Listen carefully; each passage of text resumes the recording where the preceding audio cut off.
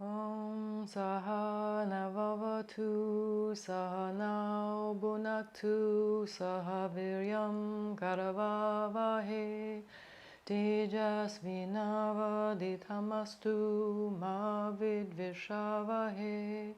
Om Shanti Shanti Shanti. Hi, this class will continue exploring an idea or a couple of ideas around Anahata, heart chakra. Maybe this will be a novel concept. We'll see. Anahata is about emotions and, in the most ideal sense, about harnessing the emotions into devotion.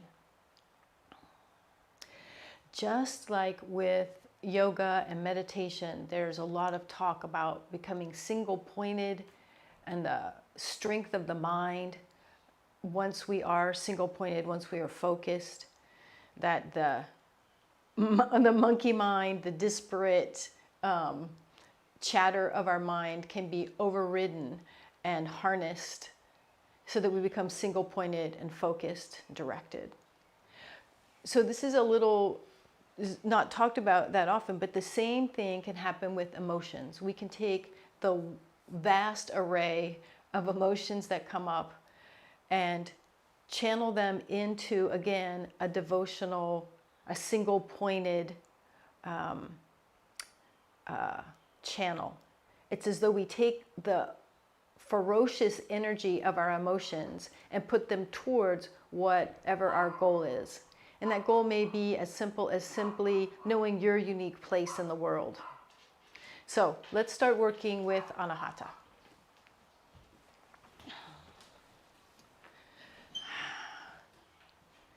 Sit in a way that you feel that you are secure and solid and that you have a clear connection with the earth that you're sitting on.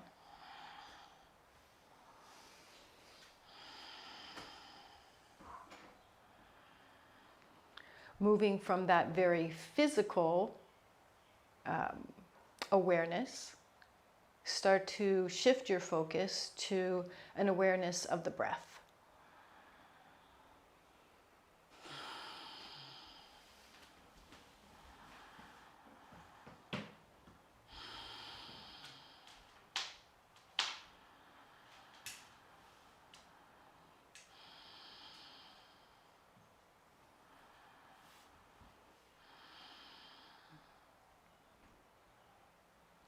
And now from that subtler awareness of the breath, let's move to an even more subtle state, and that's shifting the level of our mental activity from the normal engagement with thoughts. And for me, it feels like lifting the mind up to a higher place where we can be aware of the thoughts, aware of the emotions, aware of the physical body and the breath, and yet not identifying those as who we essentially are. That there is something larger, greater, more important, more significant that we are.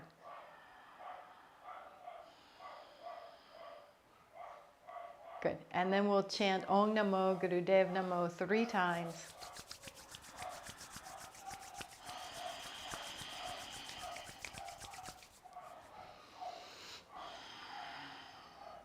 Om Namo Gurudev Namo.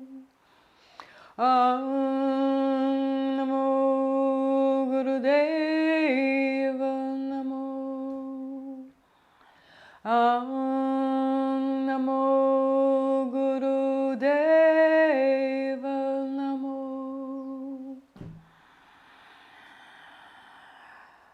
Deep inhale. Contain the energy in your body by drawing in and up on Mula Bandha. Contain the energy in your body by sealing the throat with Jalandhara Bandha. Relax everything when you're ready to breathe normally again. Okay, we're going to start on our backs with your feet pressing against the wall. And if the wall's not convenient, it could be a piece of furniture, something that's not going to move. And also, if you can have handy something that you can push. So I'm just going to use this book. It could probably even be a heavy pillow, a shoe, anything will work. So you're going to have your feet against the wall. And whatever your movable object will be, you're going to place right at the top of your head. And we're going to use these two limits on our spinal column to get as much space as we can between each vertebra in our spine. So feel yourself planted against the wall, and then working with each segment of your spine, create space between one vertebra and the one adjacent to it. Get as much space as you can between every vertebra of the spine, and then remain there for a moment. So what will happen is that as you create that space, you'll be able to move the book a little bit away from you. Now, go ahead and stretch one shoulder as far to the side as it will go, and stretch the other shoulder as far to the other side as it will go. And feel this dynamic cross between shoulder to shoulder and the axial spine.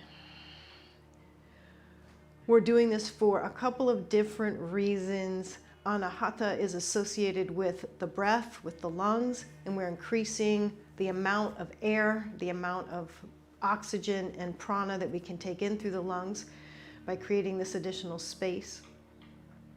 And as well, we're going to do some movements to get greater mobility in the spinal column. And in order to do that, we can get greater range of motion by having more space between each vertebra, by allowing the discs to decompress and plump up. We'll do that whole thing again 2 more times. So make sure your feet are securely against the wall. Make sure whatever you're pushing through the top of your head is touching the top of your head. And then systematically work through your spinal column and separate the discs from each other, separate the vertebra from each other. So the discs of our spine do not have any direct blood flow to them. The way that they imbibe fluids and nutrients is when they're decompressed, so like we are now lying on our backs, and then we remove the tension from around them so that the fluid that's surrounding them can move into those spaces. Go ahead and spread your shoulders wide and concentrate on taking some breaths with this larger breath capacity.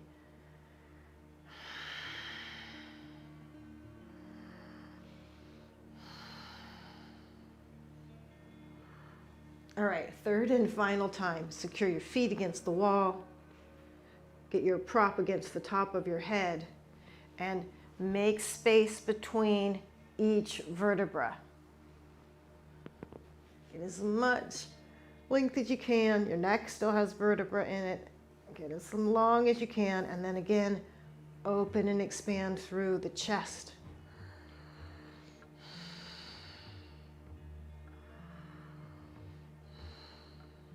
So as we're lying here, without gravity acting on the spine, the discs are able to imbibe nutrients, fluid, moisture. Hopefully they're decompressed and they're able to adopt more of their natural donut shape.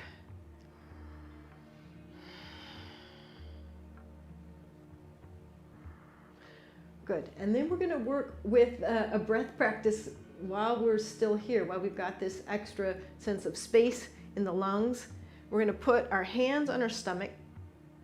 When we use Ujjayi breath, we're constricting the throat to stretch out the inhale and exhale. Well, we're going to go a step further with that same concept. We're going to exhale through pursed lips, like you were trying to blow up, and that by limiting how fast the breath can go in and out, we're going to be able to stretch out the exhale. So let's try it together. So slow breath in through the nose as you can experience your hands stretching up towards the ceiling as you do that. And then we'll purse the lips for the exhale, and you'll use your hands to help create pressure as you push the air out through those pursed lips.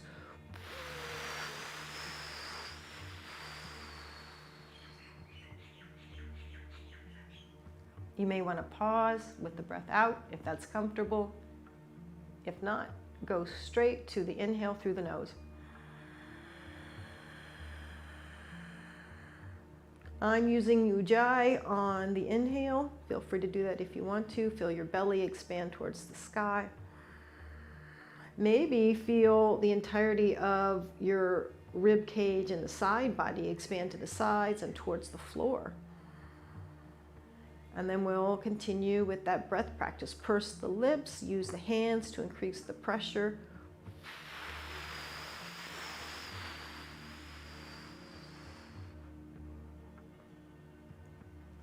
Use the hands to really squish the last little bit of breath out, and then in through the nose.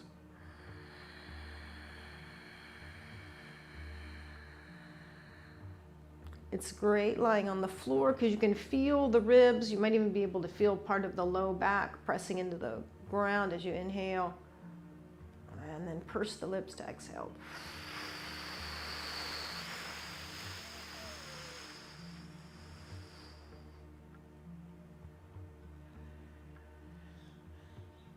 Really working with that exhale end of range, squishing every bit of air out like we're squishing a balloon out. If it's comfortable to pause with the breath out, do so. Otherwise, move directly to inhale.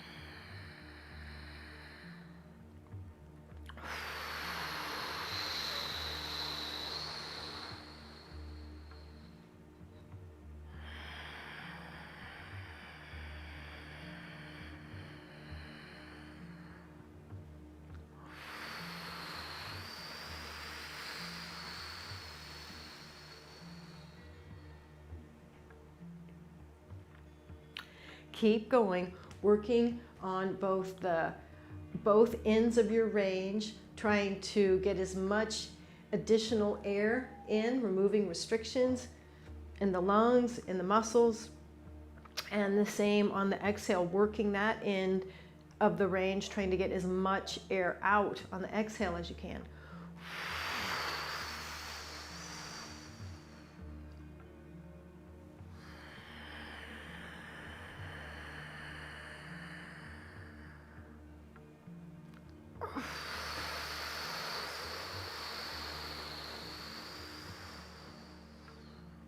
We'll just do a few more rounds, and since we were already working on creating expansion in the spine, see if during the inhale you can work with that, having a sense of stretching the vertebra away from each other.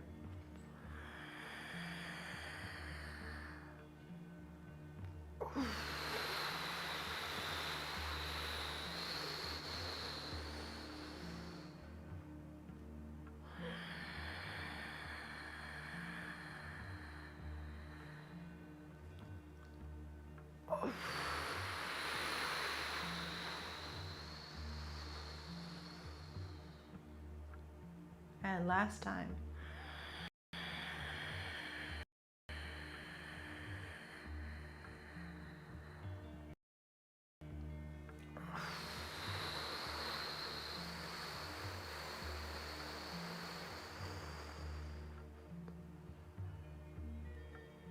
Great. Relax. Notice if you feel different, possibly because there's shift in the amount of oxygen saturation in your blood.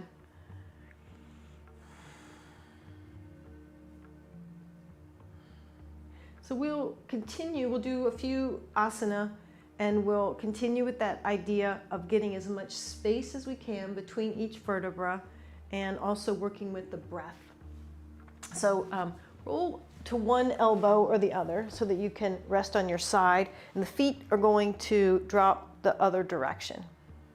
Raise the non-supporting arm up towards the ceiling and start to lift through your chest. Start to expand across your shoulders, broadening across the shoulders. See if you can create a sense of length from the tailbone through each vertebra all the way up through the crown of your head. And then start to let the upper arm drop back. Avoid the desire for the shoulders to hunch up. Keep them broad and open, the shoulder blades supporting the back of your body to open the front. And now we'll use a similar breath technique in through the nose. Purse lips out.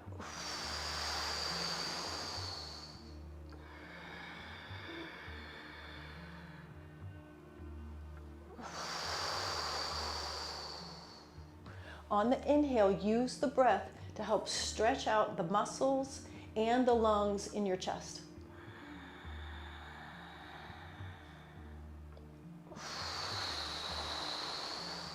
And last time.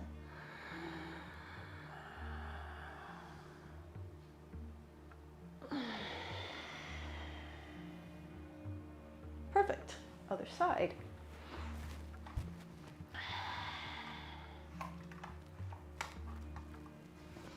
All right, so reach your arm up. Establish the breath practice.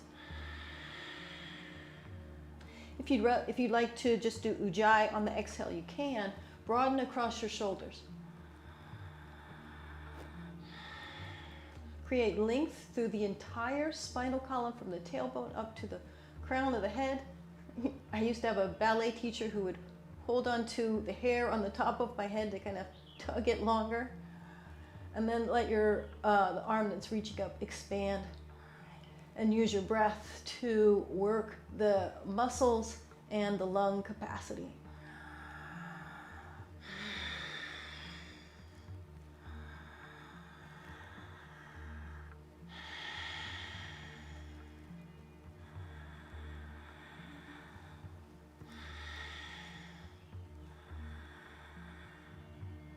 Great. Come up to sitting, pause for a second. Again, you might notice a shift in how you feel due to additional oxygenation. Each of the vertebrae in the spine have a little bony process, a little bony bit that sticks out to the back. In fact, you can see those on people's spines. And then there's some that stick out to the side.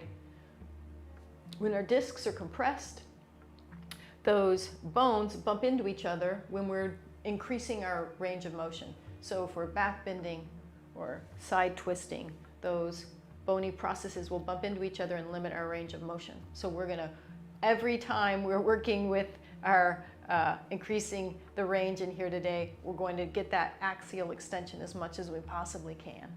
All right, so let's do that with cobra pose next. Come onto your stomach.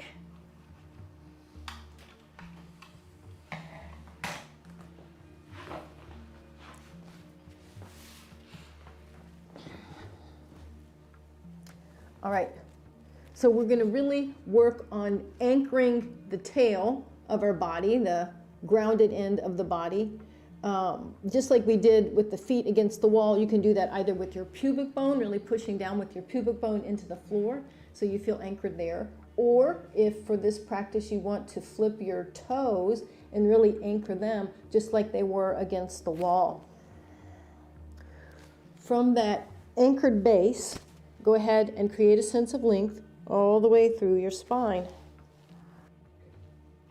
And then spread the shoulders wide, like they're trying to reach to the opposite walls.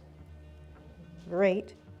And then we're going to slide our nose away from our body, slide our chin away from the body, actively using muscular energy in the neck and the top of the shoulders. And then at that point, we stop using the muscles of the torso and we start using the muscles of the arm to push us up, creating length to the crown of the head. Roll down. Anchor in the base of the body. Create length through your whole spine, out the top of the head. Broaden across your shoulders. Lengthen through the front of the throat. Use muscular strength to lift you up just to where the tops of your shoulders come off the ground. Keep that anchoring, keep lengthening in all four directions, and then use the arms to push you up. Roll down.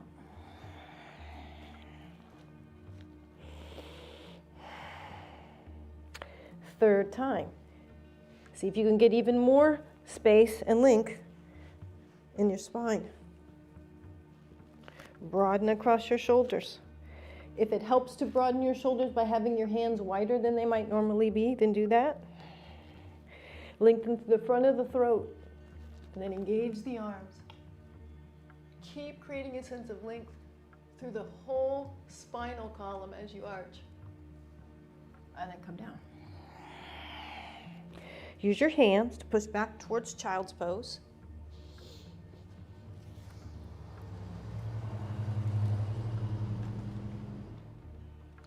And now we're going to do what's called striking cobra. So we move from, oh my goodness. We move from child's pose into cobra. And keep all of those same techniques in place. So if your bottom can reach your heels and your arms stretched out straight, is an ideal setup for your body. So next we're going to do what's called striking cobra, which will move from essentially a version of whatever version of child's pose you can do to cobra pose. So throughout, continue this sense of axial extension, lengthening the vertebra and the spine from each other. So just like a snake, you slide along the ground, and you come up like a cobra. Coil back, slide along the ground, come up.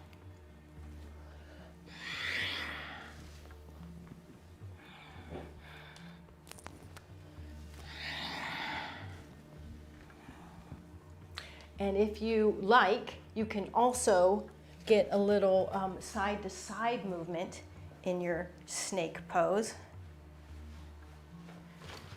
So just like a snake has lateral movement side to side, you can do that as well if it works for you.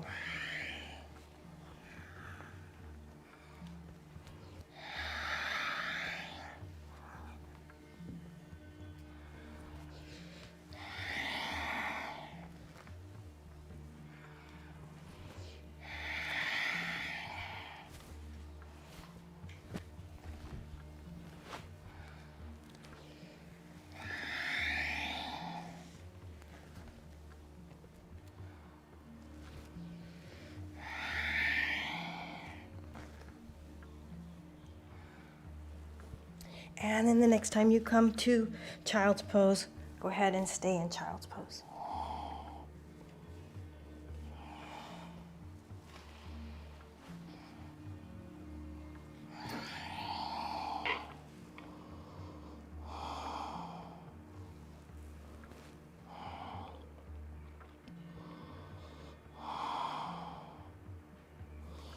Roll your spine up.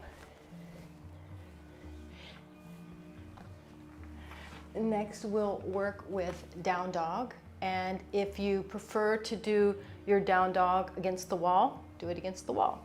And if you are doing it against the wall, you just want to make your body into an L shape. do your best to have your back perfectly flat against the wall and your legs perfectly straight. And in this position, just like before, you'll get extension through the spine, through the tailbone in one direction, through the crown of the head in the other. And if you're doing it on the ground,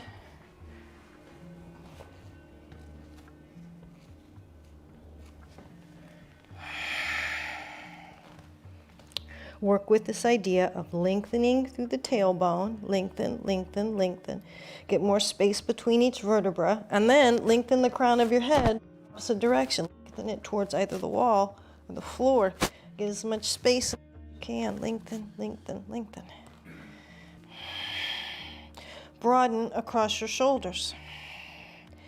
If it helps, you can slightly turn, rotate your palms so that the thumbs are more pointing forward, the pinkies more towards the side.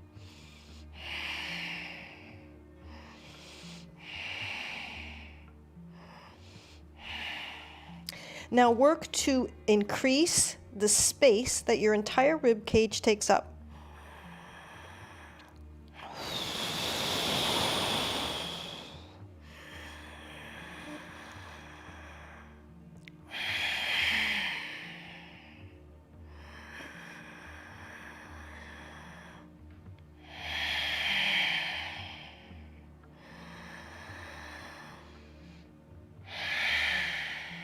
All right, and then drop to your knees or to all the way down into child's pose.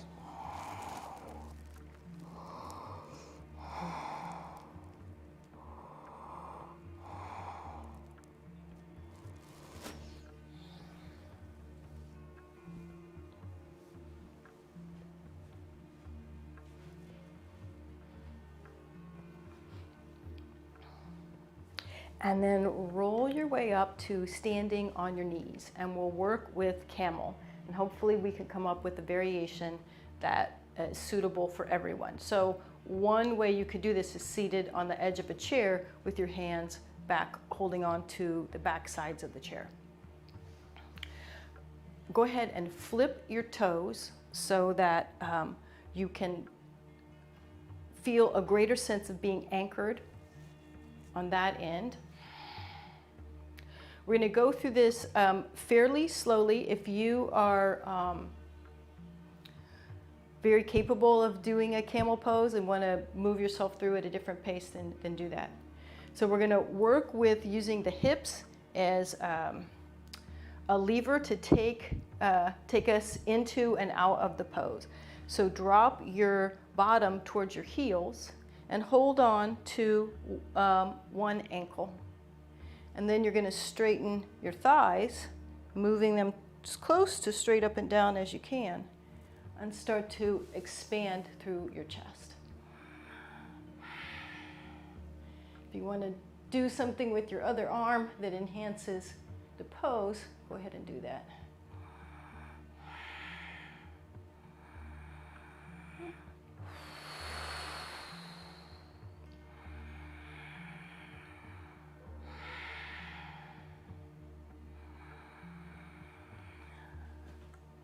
Create as much length as you can through your whole spine and from shoulder to shoulder. One more breath here.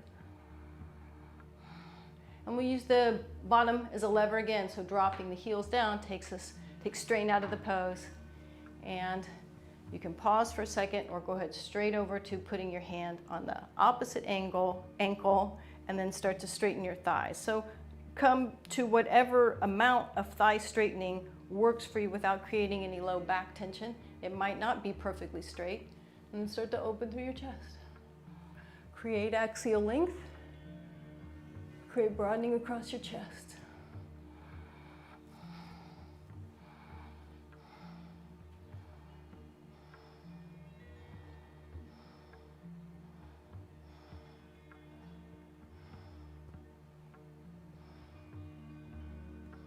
And then to come out, you sit your bottom back. Pause for a second if you like. We're going to do another round to each side, and if you prefer to do a different variation, I'll give you a couple of other variations that you can do. So either go ahead and go left and right again, or if you would like to try both ankles at the same time, you can use the same technique of taking the bottom towards your heels and then moving the thighs more perpendicular to come into the pose. Create as much axial length as you can. Broaden across your shoulders. Breathing gets a little bit harder in this position.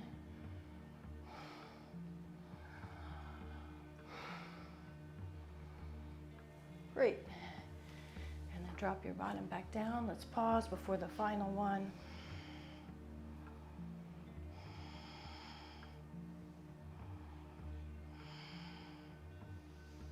All right, so for this last one, you can either do the second side, you can do a regular cobra again, or we'll do one more variation option once we're up there. Get that length in your spine. Get that broadness in your chest. Come on back. And then if you feel that you have the strength, this time, rather than using your arms as a support, use your arms to pull you deeper into the pose.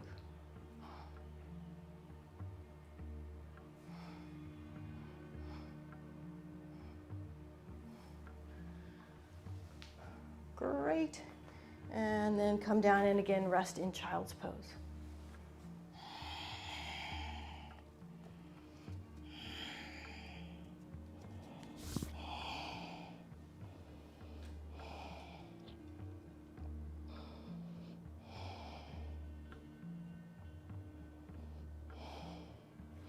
That was a lot of back bending, so let's do just one forward bending counter pose.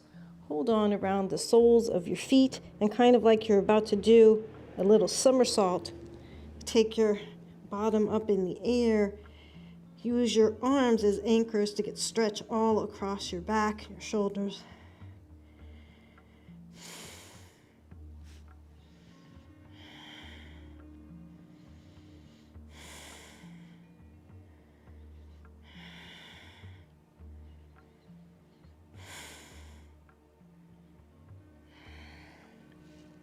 Great. Roll your spine all the way up. So we should be in a great place to do some pranayama.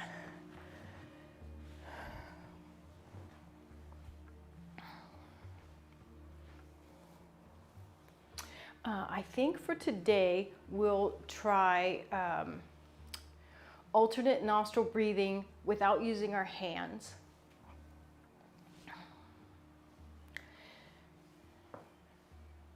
So get an established seat, comfortable, solid way to sit.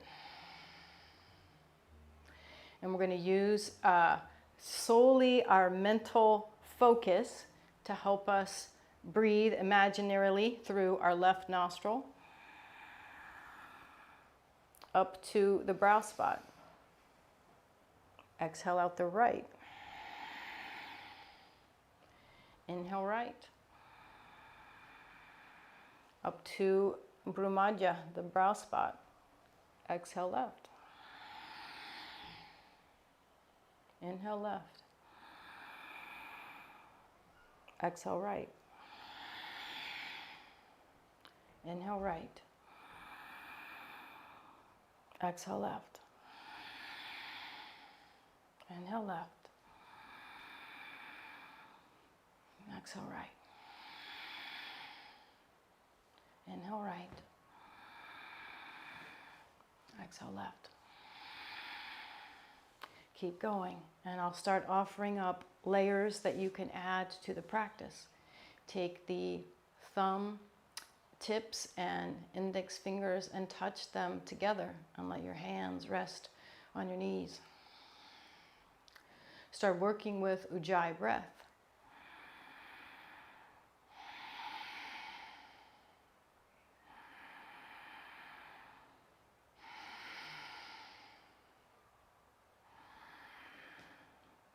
If you're familiar with Khechari Mudra, go ahead and take your tongue up, fold it backwards so that the tip of the tongue is as far back along the roof of the mouth as it will go.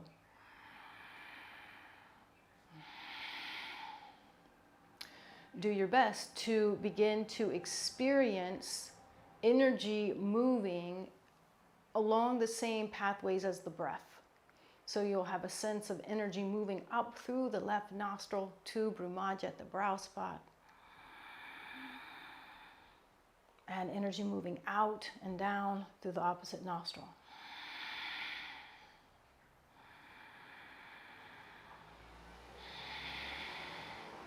Each time that you get to the third eye spot, do your best to have a sense of either a small flame there or a two-petaled lotus flower with an Om sign in the middle, like a 3 with a tail, little crescent moon above it, and then a tiny bindu dot above that crescent moon.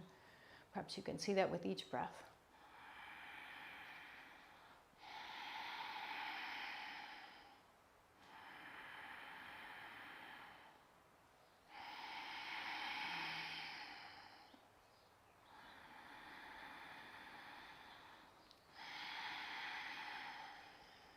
So this energy passageways looks something like an upside down V shape. If it feels completely inviting, completely natural to do so, feel like that V now is huge, and then it comes all the way down to the left sits bone on one side and the right sits bone on the other. So as you inhale through the left, the breath comes all the way up in a diagonal through your whole body to Brumaja, purifying, cleansing along the way, and exhale out the other side all the way down to the ground.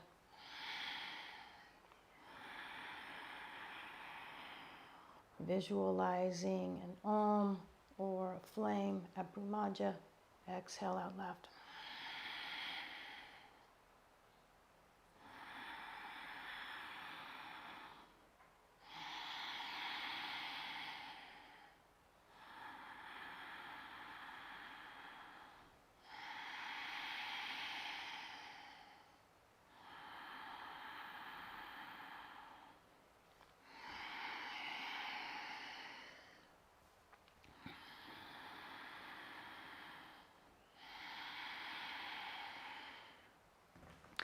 If having a sense of the breath and the energy moving from the base of the body up is not appealing to you today, you do not need to do it. You can stay in the nostrils.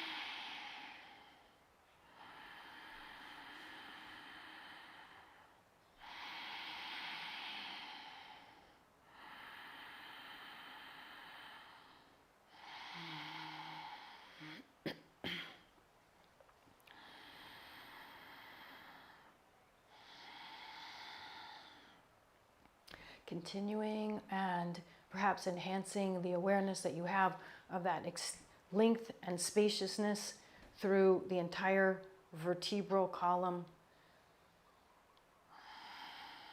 Feeling yourself anchored at the base and a perpetual upward desire through the top of your head, which creates additional space between each vertebra, additional lung capacity. Feel also the reaching of the shoulders to the side walls as you continue with the breath practice.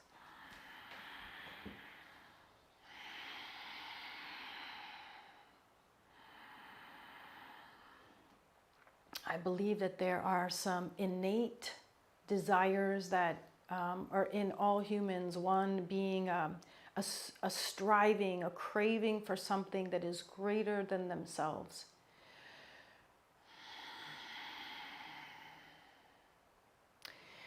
Unfortunately, I think sometimes that gets sidetracked in the building up and amassing of stuff, whether that is hoarding of things or a hoarding of money.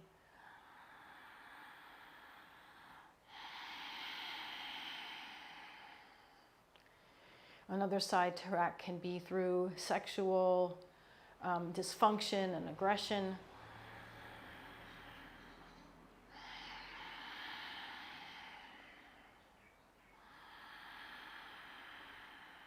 And a third way that we can go astray with this craving and striving for some greater aspect of ourself is through a sense of needing power and dominance over others, often through violence.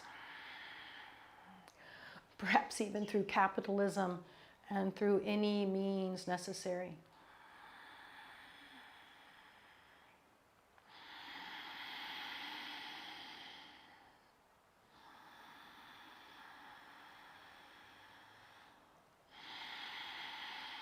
Wonderful. Keep going. A final thing that you may want to add is each time that you're inhaling up, go ahead and roll the gaze up.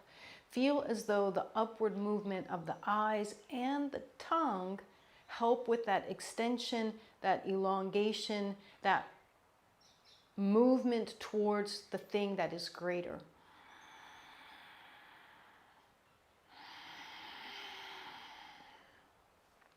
As we get to Anahata, as we get to the heart chakra, we've moved past the areas of dysfunction. In fact, for us to be working from the place of Anahata, it becomes very difficult to operate at those dysfunctional, in those dysfunctional ways. We start to harness devotion, a dedication to something, and use that as what we move towards, as what we strive for. It may be improving things in the external world. It may be improving things in our internal world.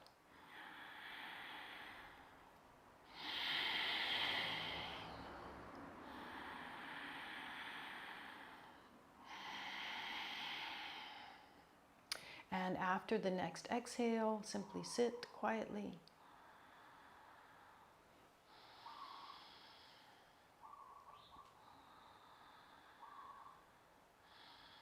Go ahead and place one or two fingers of one hand right at the center of your chest. And as you're breathing now, try and move that spot as far forward expansively as you can.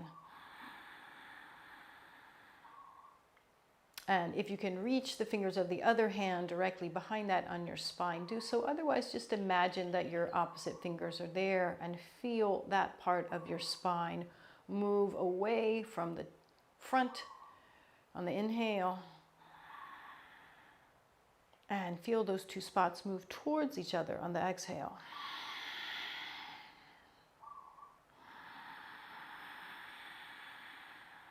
Purification of Anahata.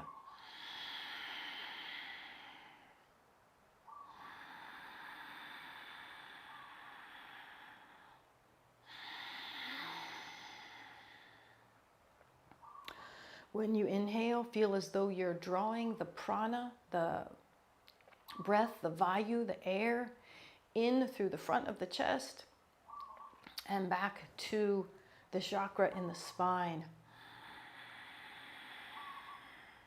And when you exhale, reverse that.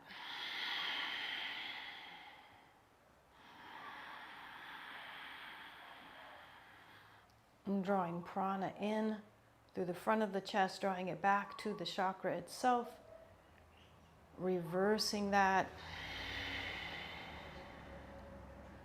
knowing that each time you do this, you're bringing cleansing, purifying, balancing, harmonizing to the devotional aspect of yourself, improving your ability to harness your emotions.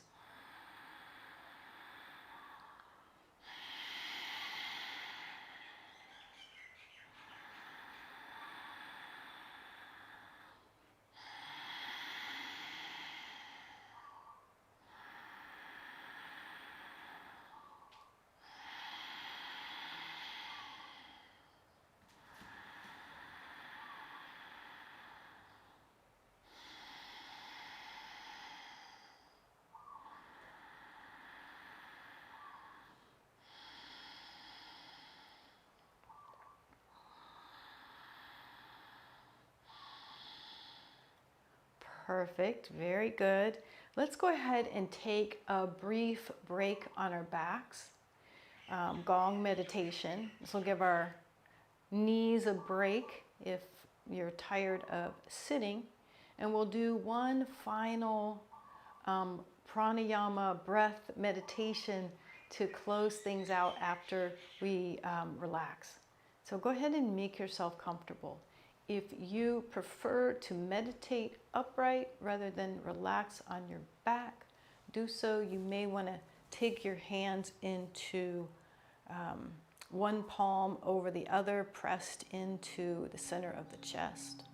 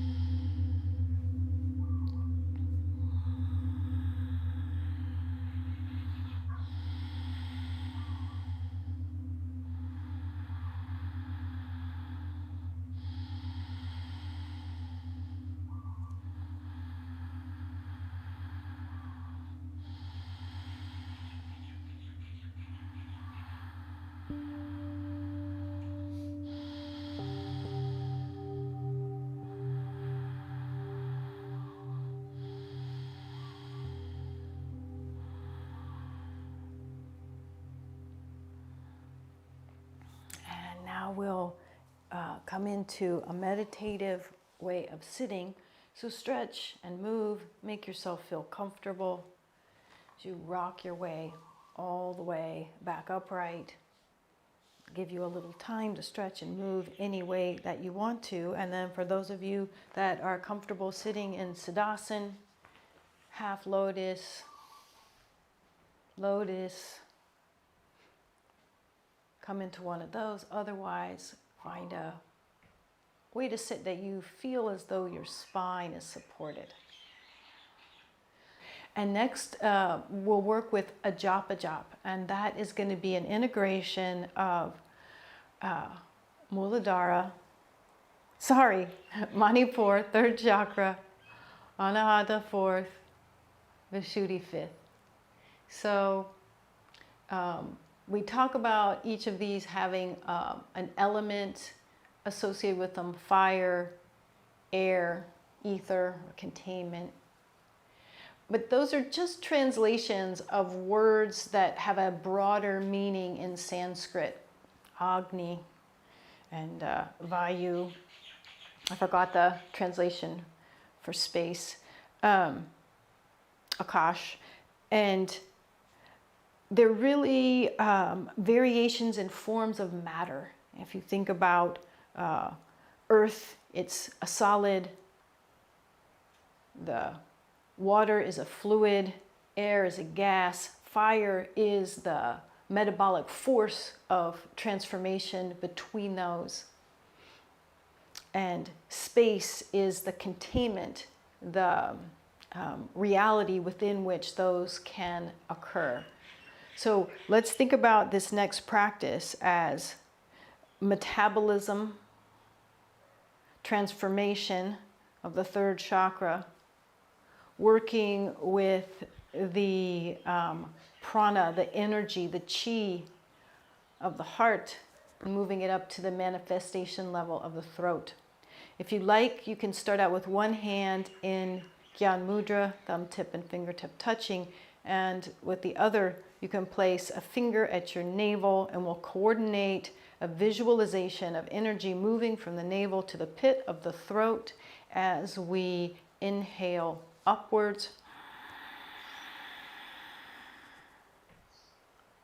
Exhale, visualize energy and the breath moving downward from the pit of the throat to the navel.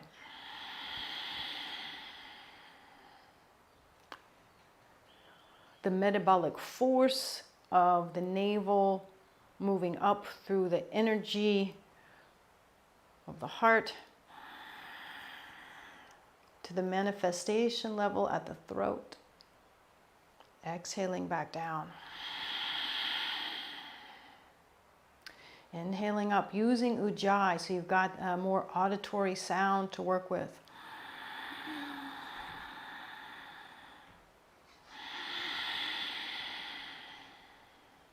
Establish a smooth, coordinated flow of your visualization of the movement of energy upwards and downwards with the amount of air you're breathing in and out.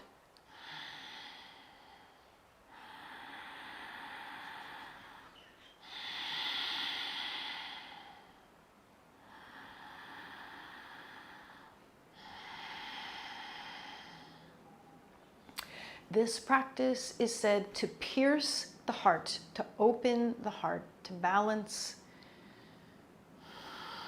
the heart. We're going to overlay the whole practice with a mental mantra. So now each time that you inhale, you'll mentally chant the sound so.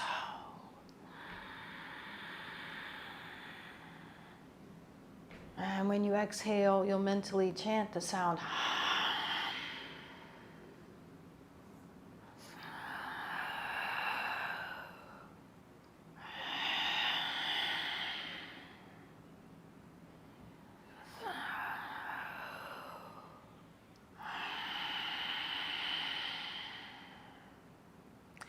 keep going.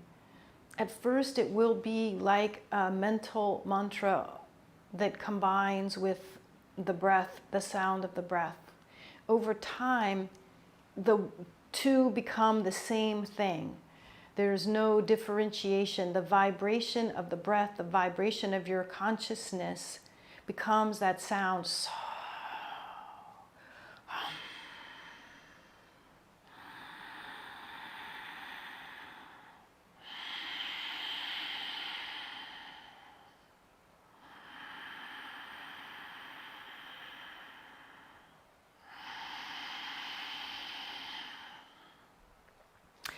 At Anahata, at the center of the chest, there is a tiny flame, which is our consciousness. At the chakras above the heart, there's no more physical manifestation. So the consciousness rests here.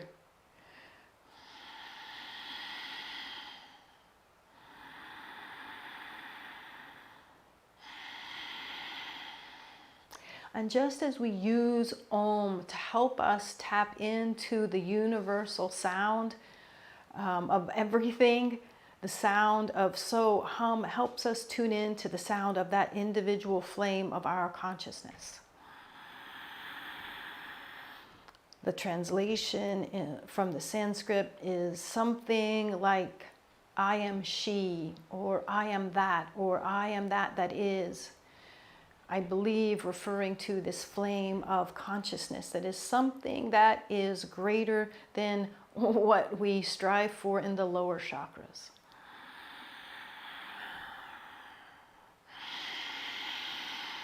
Feel the breath, feel the energy, feel the mantra piercing the heart, uniting our power with our ability to manifest, but moving through a place of compassion.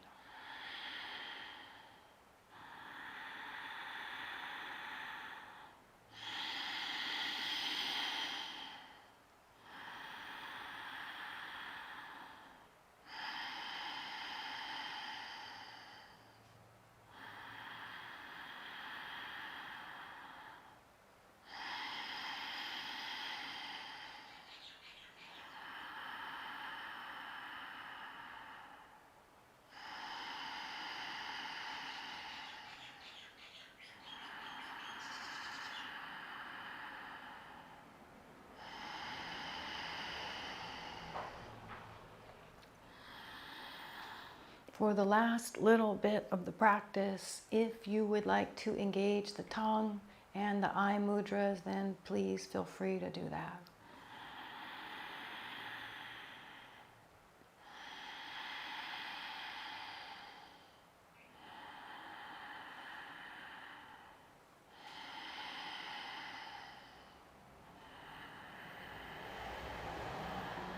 For this last little bit, get an enhanced sense of length and expansion in your spinal column and across your shoulders as we open ourselves up for the fullest possible range of emotions and our strength to bear them and transmute them into devotion.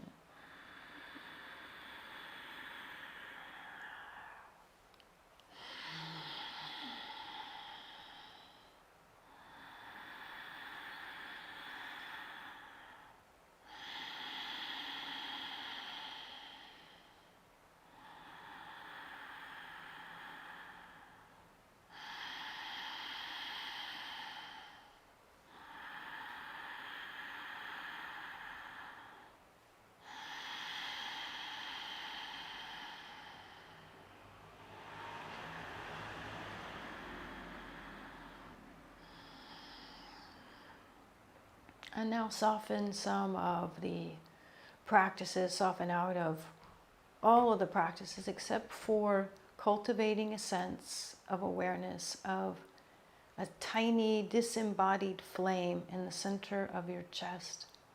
Although some people sometimes experience it slightly to the right.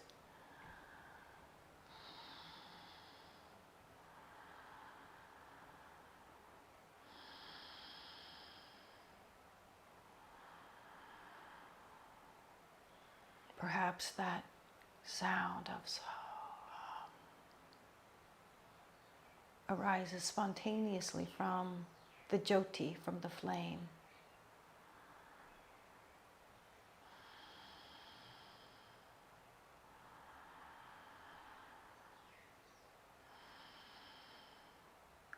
Feel the vast, expansive range of our emotional being fuel the flame.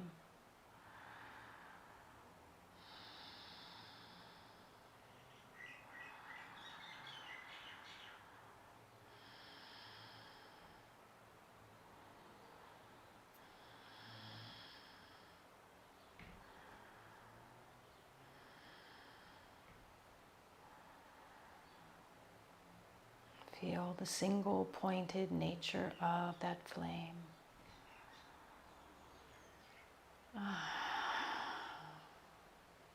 And then pause from that concentration and simply experience how you feel right now.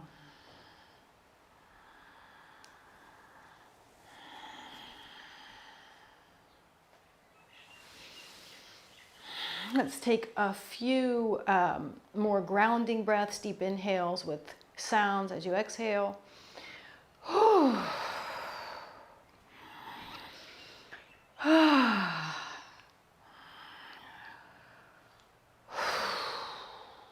ground your physical body either through visualizations or perhaps experiencing your physical body by touching it.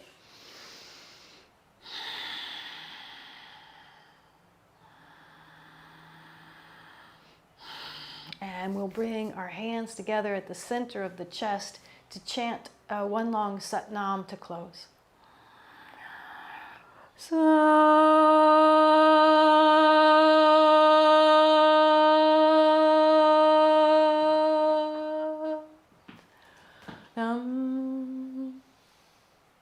The Jyoti, the light in me, bows to the light in you.